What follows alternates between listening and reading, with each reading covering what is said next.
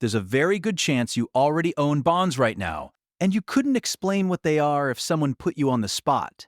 They're tucked inside your 401k, inside your target date fund, inside that balanced portfolio someone set up for you. Most people treat bonds as the boring, safe corner they never have to think about. Then a year like 2022 comes along.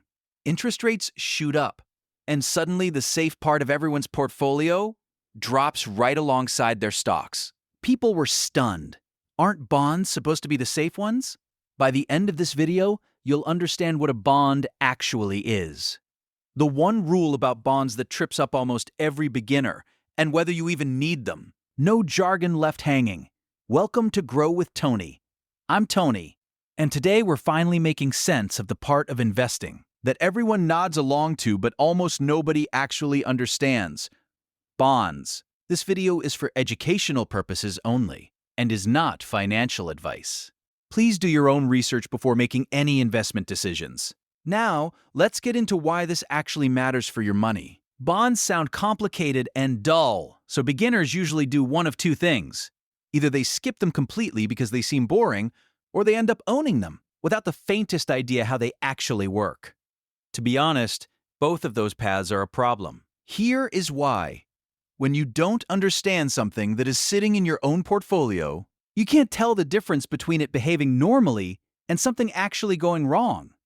That is a dangerous place to be. If you don't know the rules of the game, you might panic at exactly the wrong moment, or you might trust something blindly that you really shouldn't. So here is my promise to you for this video. We are going to build this up from zero. We'll talk about what a bond really is, who you're actually lending your money to, the one specific rule that surprises almost every single beginner, and the real risks that people usually forget to mention. Most importantly, we'll cover what bonds genuinely do for your money. I'm going to use plain English, and I'll explain every single term the very moment it shows up. By the time we're finished, this stops being the scary, confusing part of investing and becomes something you actually get. To make everything click, we have to start with the single biggest reframe. This is the thing that makes the rest of the video make sense. You probably already know that when you buy a stock, it makes you a part owner of a company. You own a tiny slice of the business, and if the company grows, your slice becomes more valuable. But a bond is completely different. A bond does not make you an owner. A bond makes you a lender. You're not buying a piece of a company. You're handing over your money and getting paid to lend it out. That one shift in how you see it changes everything. In plain terms, here is the deal. When you buy a bond, you lend a set amount of money to what's called an issuer. Now, an issuer is just a fancy word for whoever is borrowing the money, like a government or a company. In return for your loan, they promise you two things.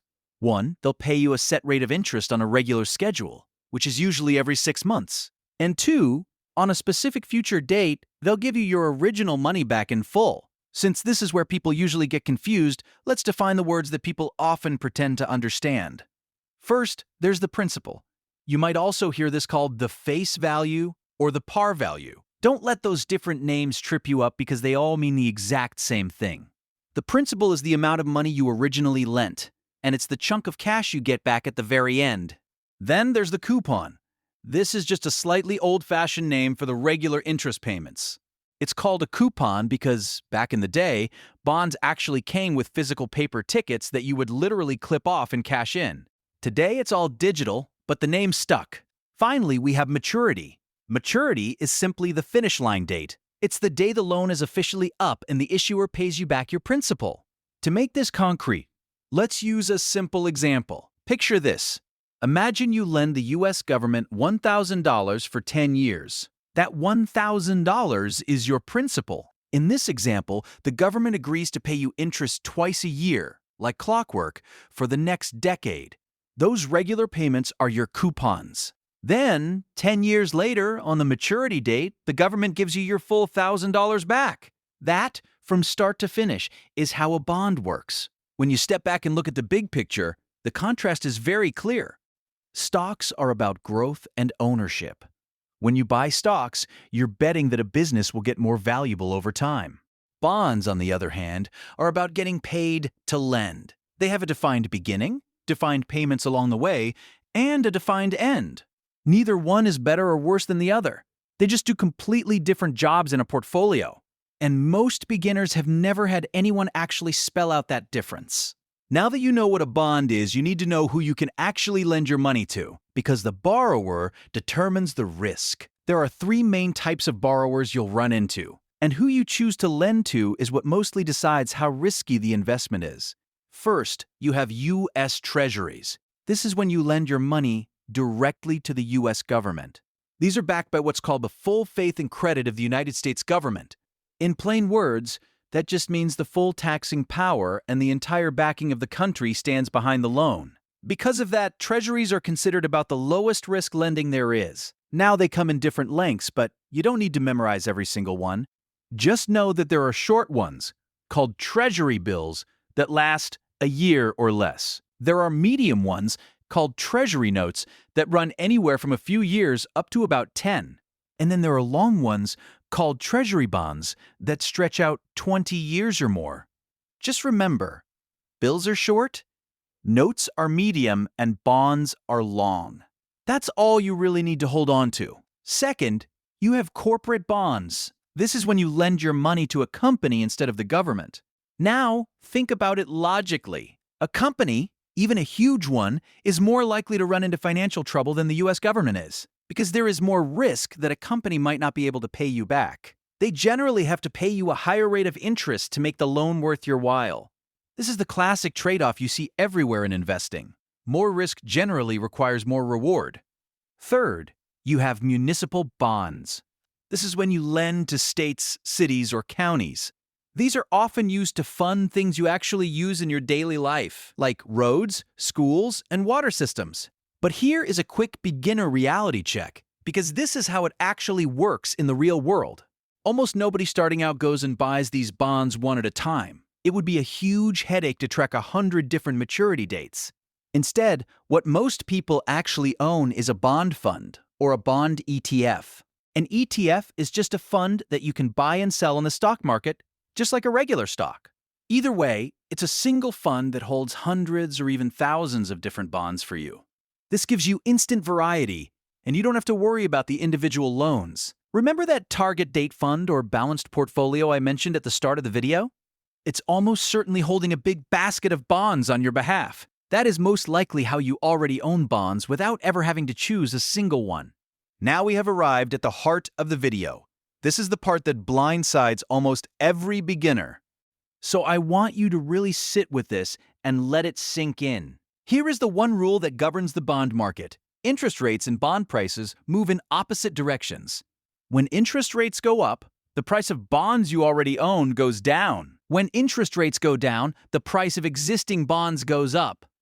They move opposite each other, exactly like two ends of a seesaw. I know that sounds backwards at first, so let me make it make sense by walking you through the logic. Imagine you own a bond that pays 3% interest. You're happy with it. But then, market interest rates rise. Now, brand new bonds are being issued that pay 4%. Suddenly, your 3% bond looks like a bad deal. If you tried to sell your bond to someone else, why would they pay you full price for a 3% return when they can just go buy a new bond that pays 4%? They wouldn't.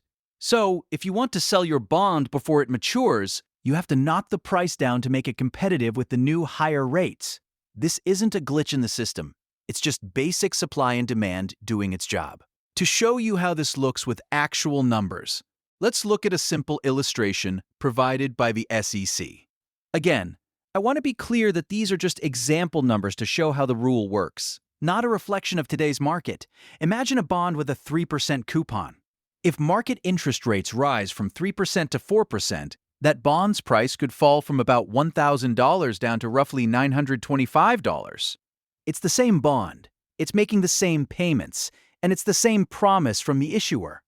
It's just worth less to a new buyer now because they can get a better rate elsewhere. And there is one more piece to this puzzle. The longer the loan, the bigger the swing. A bond that doesn't mature for 30 years will bounce around in price way more when rates change than a bond that matures in a year or two. Think about it this way. The longer your money is locked into an old, lower rate, the more that old rate stings when much better rates come along. This brings us back to the mystery from the beginning of the video. This seesaw effect happens to all bonds. Yes, even the ultra-safe US Treasuries. Now, this is a critical distinction. The government absolutely guarantees your interest payments and your principal, but only if you hold the bond all the way to maturity. They do not guarantee the price if you decide to sell it early. So, if interest rates have jumped since the day you bought your bond and you decide to sell it today, you could absolutely sell it for less than you paid for it. And that is exactly what happened in 2022. Interest rates rose sharply, and they rose fast. Because of that, the prices of existing bonds fell hard, right alongside the stock market. The safe part of everyone's portfolio dropped, and people were stunned. They thought something was broken. But nothing was broken. It was this exact seesaw rule, doing exactly what it always does. Once you understand that interest rates and prices move in opposite directions, that scary year suddenly makes complete sense. And that understanding is exactly what keeps you from panicking at the worst possible time. Now, I want to be very honest with you. People throw around the word safe when they talk about bonds. But in the world of money, safe does not mean can't lose. It just means that bonds carry a different set of risks than stocks do. There are three main risks you need to know about, and once you see them, you'll never be caught off guard again. The first one is the one we just spent. A lot of time on interest rate risk. That's the seesaw. If there's any chance, you'll need to sell your bond before it matures. The price can move against you when rates rise. Now, if you have the ability to just hold the bond until the maturity date, this risk matters a lot less, because you'll get your original principal back as promised, regardless of what the market price did in the meantime. The second risk is credit risk, which is also called default risk. Default is just a fancy way of saying that the borrower fails to make the payments they promised. Maybe they can't pay your regular interest, or maybe they can't give your principal back at the end. This is exactly why a shaky company has to pay you a higher interest rate than the rock-solid US government does. You are being paid extra to take on the bigger chance that you might not get paid back. US Treasuries sit at the very low end of this risk. Lower quality corporate bonds sit at the high end. They dangle juicy high interest rates precisely because there's a real chance things could go wrong. Whenever you see a bond paying a suspiciously high rate, remember that it isn't free money. That high rate is the market warning you about the risk. The third risk is the quiet killer that almost nobody thinks about: inflation risk. Here is how it works. Your bond's interest payments are usually fixed. You get the same dollar amount every time, but the cost of living is not fixed. Prices for groceries, rent, and gas creep up over time. So, if inflation runs hot, those fixed payments slowly buy you less and less. Your dollars come back to you exactly as promised. But those dollars just don't stretch as far as they used to. This is the whole reason the Treasury offers a special inflation-protected type of bond called TIPS. The value of TIPS adjusts upward with inflation to help cancel out that effect and protect your buying power. So, if we put it all together, you can see that bonds aren't risk-free. They're just risky in a calmer, more predictable way than stocks are. The mistake isn't owning bonds. The mistake is owning them while believing the word safe means nothing can ever go wrong. Knowing which risks you're signing up for is the entire difference between being a confident investor and a confused one. After all that talk of risk and seesaws, you might be wondering why anyone bothers with these things at all. It's a fair question. Why put your money in something that can drop in value when rates rise? The answer is that bonds do three genuinely useful jobs for your money. Job 1. They pay you predictable income. That steady, scheduled interest is something stocks simply don't promise. For a lot of people, especially anyone who is nearing retirement or already in it, having money that reliably pays out on a schedule is enormously calming. It takes the guesswork out of where your monthly cash is coming from. Job 2. They act as ballast. If you've ever seen a ship, ballast is the heavy weight at the bottom that keeps the ship steady in rough water. Bonds tend to be much less jumpy than stocks. Because of that, holding some bonds can steady your whole portfolio when the stock side is lurching up and down. In the car of your investments, bonds are the calm passenger, not the race car. Job 3. They diversify you. Stocks and bonds often behave differently from each other because they don't always move in the same direction.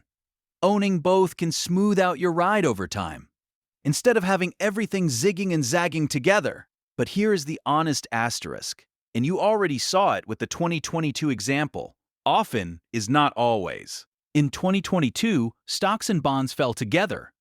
That is proof that diversification reduces your risk, but it doesn't delete it entirely.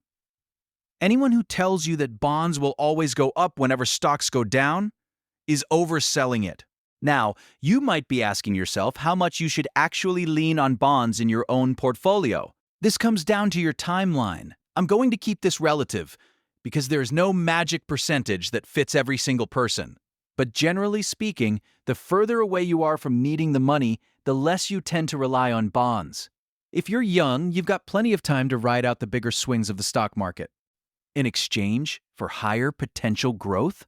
However, the closer you get to actually needing that money, say you're approaching retirement, the more a cushion of bonds tends to matter. When you're about to start spending your savings, you can't afford a giant drop in your portfolio. Right at the moment, you need to withdraw cash. It's not about a rigid formula, it's about matching your investments to when you'll need the cash, and how much bouncing around you can genuinely stomach. So, here is what you can actually do with all of this information. I want to give you 3 concrete steps. Step 1. Go find out if you already own bonds. Seriously, pause this video later and open up your 401k or your main investing account. Look at what your funds actually hold. If you're in a target date fund or anything labeled as balanced, you almost certainly already own bonds. Now that you've watched this, you finally know what that slice of your money is quietly doing for you. Step 2. Remember the rule before you ever panic. The next time you see bond prices dip because interest rates rose, remember that it's not a sign that something is broken. It's just the seesaw working exactly as it was designed. When you're holding a bond or a bond fund for its actual purpose, the day-to-day price wiggles matter far less than understanding why you own it in the first place. Step 3. Keep it simple and match it to your timeline. For most beginners, a single broad bond index fund or ETF covers the whole job. It gives you instant variety across many different borrowers, and you don't have to juggle individual maturity dates. Size that position based on how soon you'll need the money and how much swing you can handle. And please, don't go chasing the highest yield you can find. Remember that a higher yield almost always means higher risk is riding along with it.